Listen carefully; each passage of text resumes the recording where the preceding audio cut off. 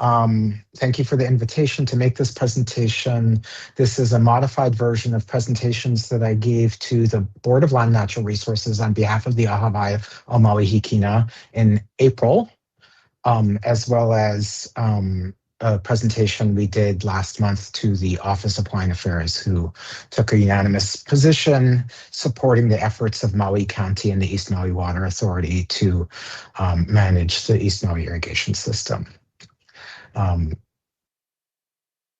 While I know many of you know the system, I will include some detail because we're being recorded and there might be people who don't know about the East Maui irrigation system who watch this report. It was built in its current form. Most of it was built between the 1870s and the 1920s. It is occasionally referred to as the East Maui Aqueduct System.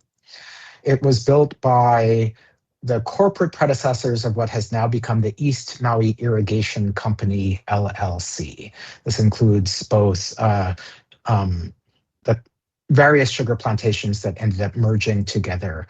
For decades, it was owned by Alexander and Baldwin, or A&B.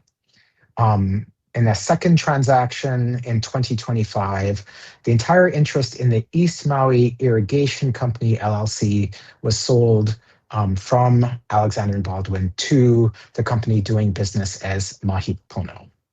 I will caution when we talk about EMI and when you hear people in the public talking about EMI, that can refer to the company or to the system. And so it's actually important to be sort of clear and exact in our language.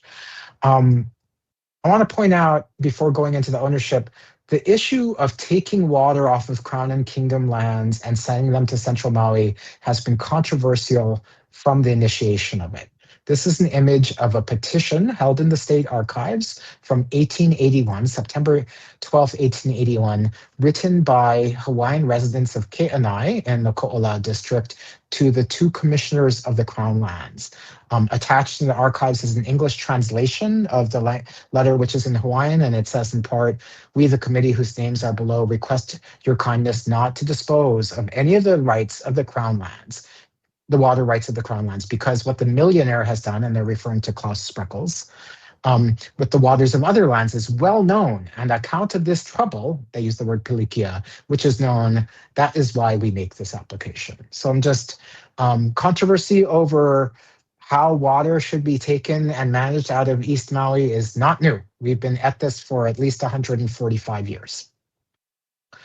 The system itself is not a single ditch. It's multiple ditches that exist at multiple elevations and sometimes intercepting streams over 4 times. And when it was in full operation, taking the entirety of the base flow of these streams 4 times before those streams reach the ocean. It includes over 50 miles of tunnels. And these data are from the environmental impact statement prepared by A&B for a long-term water license. 50 miles of tunnels, 24 miles of open ditches, inverted siphons and flumes. At full operation, over 400 stream intakes and 8 reservoirs. I'm going to point out this one really critical section of the ditch between these 2 red arrows. This is the Wailoa ditch, which actually goes far into East Maui, into Nahiku. But in this portion between the Honopo Gulch and the Kamole Weir appears to be entirely on land controlled by the East Maui Irrigation Company, LLC. It delivers water to the Kamole Surface Water Treatment Plant, the largest of the county's 3 surface water treatment plants in East Maui, the one that's really the backup, the one that, as you know from your work, is being upgraded so it can treat more water. It also provides water at that point to a great number of the fields controlled by the company doing business as Mahi Pono. So that's the description of the system, but who owns the system itself? To talk about that, we have to talk about who the company doing business as Mahi Pono is. It is owned by a foreign limited liability company, which is a Canadian Crown Corporation, which means it's a company that's actually owned by the Canadian government. Specifically, the name of it is the Canadian Public Sector Pension Investment Board, or goes by PSP. They are the owners of the company doing business as Mahi Pono. They are controlled by a board whose principal business office is in Montreal, in Quebec. They manage about $300 billion of investment. So to us, the $280 million or so that was paid for a 50% interest in the East Maui Irrigation Company and 41,000 acres of land is like a lot of money, right? For them, it's a very, very small portion of their investment portfolio. The company doing business as Mahi Pono says that they own the system itself. On their website, they have FAQs. One of the FAQs does Mahi Pono own and manage East Maui Irrigation. They say in 2019, we obtained a 50% ownership of the system. Also, when we presented at the request of the Board of Land Natural Resources, when the East Maui Water Authority and the Ahawaii Maui Hikina presented to the Board of Land Natural Resources on progress on our efforts, written testimony was sent by the company doing business as Mahi Pono to BLNR. And in that letter, among the things they said was, quote, EMI owns the ditch system and has no intention of selling it. Now, the Department of Land and Natural Resources seems to agree with this assessment, at least in their written records. As recently as in December 2025, when the revocable permit was coming in front of BLNR for renewal, they said, quote, in June 2025, Mahi Pono LLC acquired A and B's remaining interest in EMI, giving them full ownership of EMI. The Attorney General for the state of Hawaii seems to agree with this claim that the company doing business as Mahi Pono owns the ditch system. Mahina Poi Poi, who is a representative for the island of Molokai and East Maui, introduced House Bill 2434 in the past legislative session, which would have given, among other things, the counties a right of first refusal to the disposal of any government water resources by the state. Specifically, it would have applied in this case. Before they can do a long-term license, they'd have to offer it to a private company. They'd have to offer it to the county. The state's attorney general testified at that hearing, and this person said the county, they testified against the bill passing, and in fact, the bill was held based on the testimony of the state. And this attorney general said the county would have to show that they're in the process of, because these are not public infrastructure, right? So they'd have to prove that they're in the process of eminent domain so that they can take over the infrastructure of the system. So she was saying, this is privately owned, it's not owned by the state. The county would actually have to start condemnation proceedings in order to take over the system. The Board of Land and Natural Resources has never challenged this. Among the documents approved by BLNR was the final environmental impact statement prepared by Alexander and Baldwin in preparation for getting a long-term license. That document says, in part, for more than a century, the East Maui watershed forests have provided water for off-stream uses through a surface water division system known as the EMI aqueduct system. The EMI aqueduct system is owned and operated by the East Maui Irrigation Company. And when we were first created as a board, our first official action, really practically, maybe it's our second after electing our chair and vice chair, was to write a letter to Don Chang. We said, hey, want to let you officially know we've been created by the County of Maui.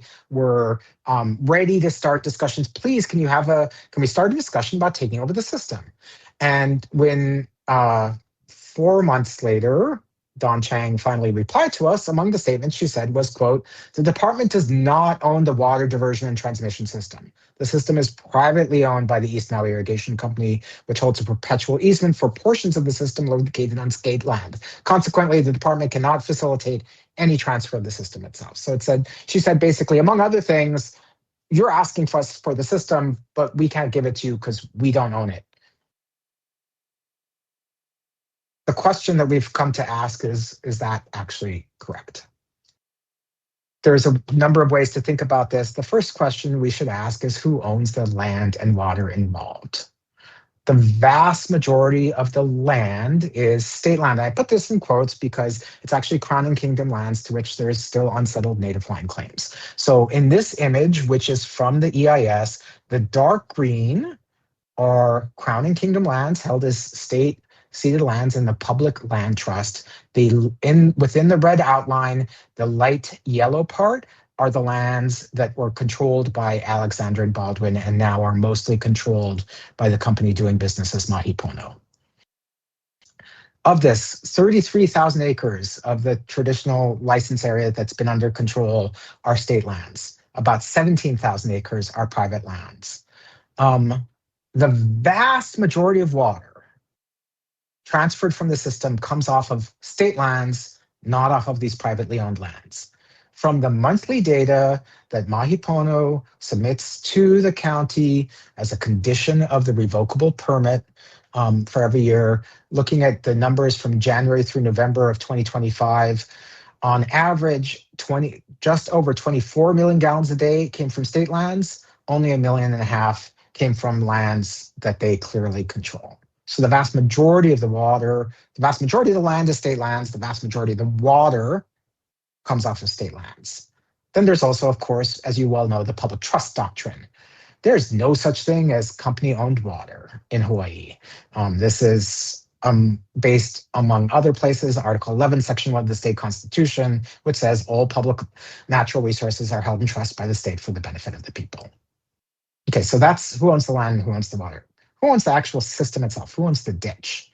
To understand that, we have to look at what were historically these 4 license areas, going from east to west: Nahiku, Honolulu, Ke'anai, and Huelo. These license areas for these Crown and Kingdom lands that were held by the territory and now by the state were set up in a 1938 agreement between the Territory of Hawaii and the East Maui Irrigation Company. This agreement was signed in March of 1938 and amended once to change a couple words. It's also known as the East Maui Water Agreement. And again, it's between the territory and the East Maui Irrigation Company. It defined the 4 license areas because there had been a whole bunch of licenses before for different areas among multiple companies. It exchanged certain rights between the parties. It proposed an upset price for how much the company would be charged for water coming off of these lands based on the price of sugar. In that agreement, the territory granted to East Maui Irrigation a perpetual easement to convey all water now or hereafter owned by the company, which I put in italics and underlined, right, because that doesn't make any legal sense anymore. There's no such thing as company-owned water, but at the time they thought there was. To convey all water now or hereafter owned by the company, and all water covered by any license now held by the company or which in the future may be granted jointly with the territory without charge through any or all aqueducts now or hereafter crossing government lands situated in East Maui from Nahiku to Honopo. And from EMI to the territory, since you see on that land ownership map, they own some sort of things, it gives to the territory the ability to convey water jointly with the company without any charge through the aqueducts crossing the company's lands. Again, from Nahiku to Honopo. The last time water licenses were issued for these 4 areas, or on this slide, there was one in 1954 for the Ke'anai area that expired in 1971, for Nahiku that expired in 1976, for Huelo that expired in 1981, and for Honolulu that expired in 1986. And all 4 have nearly identical provisions in them. And when I say nearly identical, I mean like there's a case in which one hyphenates a word that's not hyphenated otherwise. So they're basically identical. This is the image of the provisions in the Ke'anai license, and all of them have these reversion provisions, which state as follows. For the Ke'anai, upon the termination of this license, by the lapse of time for any other cause, so it elapsed in 1971, all improvements now or hereafter erected on the license area, including the whole of such aqueduct system, and all the extensions thereof and improvements made thereto, shall revert to and become the sole property of the licensor. In this case, the licensor was the territory, became the state. So the entire aqueduct system on the Ke'anai license area, according to this, became the property of the territory and not the state. Same thing for Nahiku, same thing for Huelo, same thing for Honolulu. Except for this part, right? So the license area in the 1938 agreement covers from Nahiku to Honopo, but not this little stretch, which is for the county super critical because we can't get water to the Kamoli treatment plant without access to that ditch. So based on the above, who owns the system? Almost all the land, state land. Almost all the water is coming off of state land. There's no such thing as private water. All the aqueducts in the license area revert to the state. And the state actually, under the 1938 agreement, even on the privately owned land, has the right to transmit water over that entire area. The one thing that the Public Sector Pension Investment Board clearly owns is the Wailoa Ditch between Honopo and Kamole. So does this matter? For this last week's provision or proposal from the staff to the Board of Land Natural Resources, they used the fact that the company seems to own this portion alone as one of the reasons for rejecting the county's request to take over this system. It also matters really significantly to the Department of Hawaiian Homelands and OHA and to the general public. If a water license is issued, so if the county is not successful in getting a set aside and a water license is issued, 50% of the license revenue is supposed to go to the general fund, 30% goes to the Department of Hawaiian Homelands under a provision of the Hawaiian Homes Commission Act, 20% goes to the Office of Hawaiian Affairs because it comes from the so-called ceded lands. The state has not done an appraisal yet, but if the state actually owns the ditch system, the appraised price for using it would be much, much higher than if it's owned by the company, as DLNR, the BLNR, their attorney generals, and the company has asserted for many years. It also really matters in terms of all of us who want to make sure that this system continues to operate and gets water to central Maui and is well maintained. Is it maintained well? If it's the state asset, if the state actually owns it, what is the state doing to make sure that the permit holder is really preserving that asset for the future? That's it. Pao, happy to answer any questions. I saw I took about 16 minutes, so I'm glad I didn't go over the 20 minutes I estimated.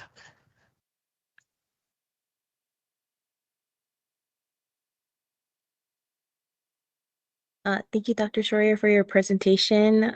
We will now take testimony on this item. Do we have any testifiers?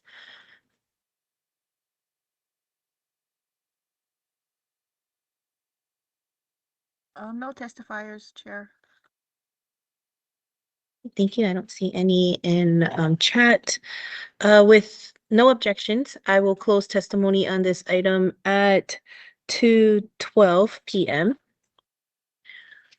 Members, questions for Dr. Schroyer. I think I see Member Helly first.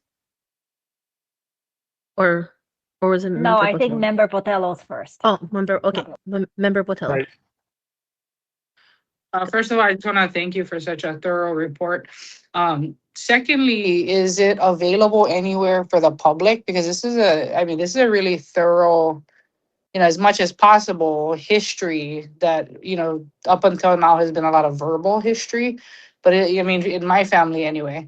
But is this available for just like the general public to read or take a look at, or because it's a concise history of maps and things like that. That would be I think it would be interest to the public to have access to.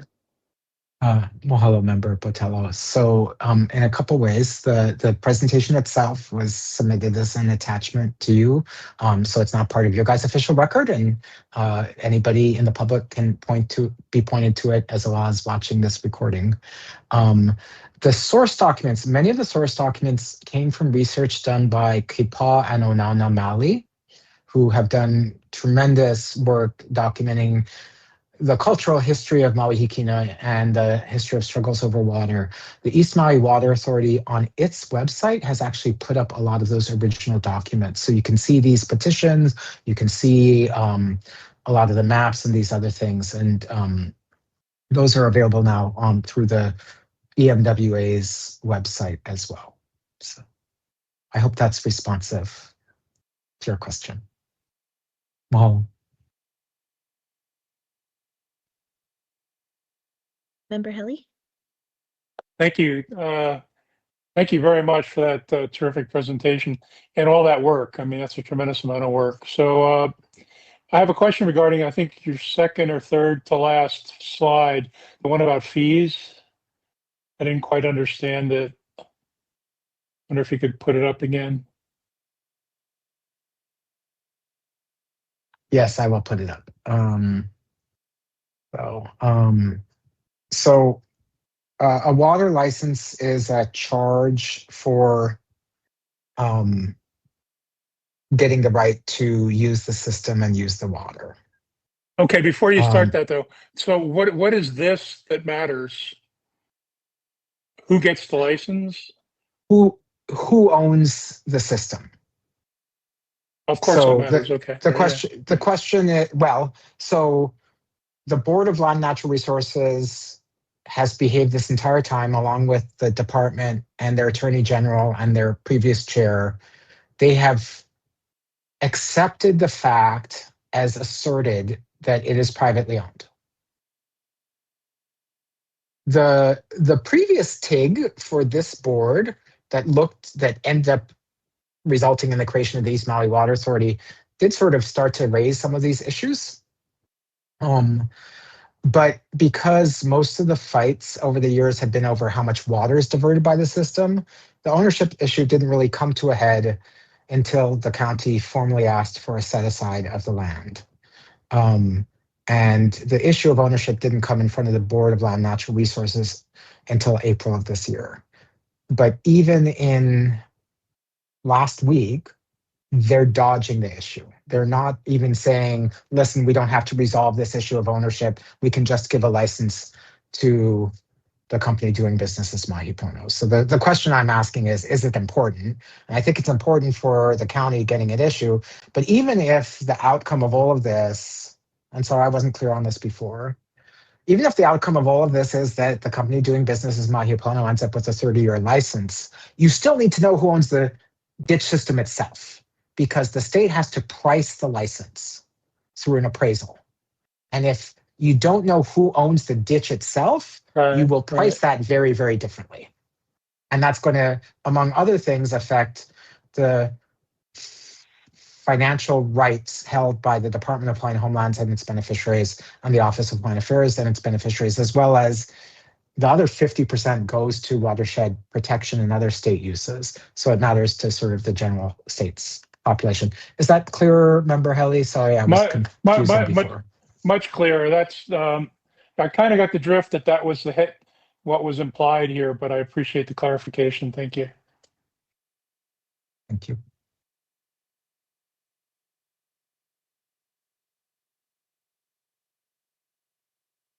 Members, any more questions? No. Vice Chair? I just wanted to say a huge mahalo, Jonathan, for your presentation and for illuminating the many challenges that exist in this space. Really appreciate that information. So I just want to say thank you. Mahalo.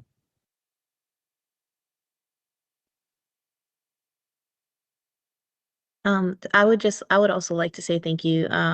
There's very lots of information, more information to absorb today. And yeah, and bringing this to light, it's important for all of us to know. Yeah, so thank you for doing all this work and all this research and and compiling this presentation for us and sharing this today. Any other members have anything else?